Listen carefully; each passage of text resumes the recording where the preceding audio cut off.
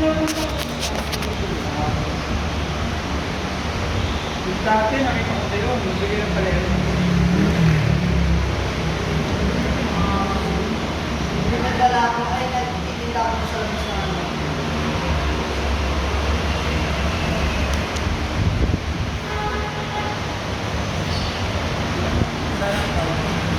Nahihinaan. Nahihinaan niya. Yun, si Mark din lang. Hindi, asawa. Ha? To. Isa lang siyang anak.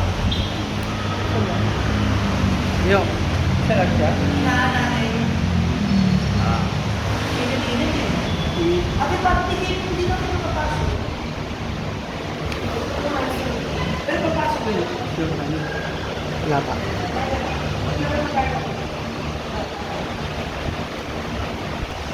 Ang hirap din yung ganyan. Oo. Pwede siya,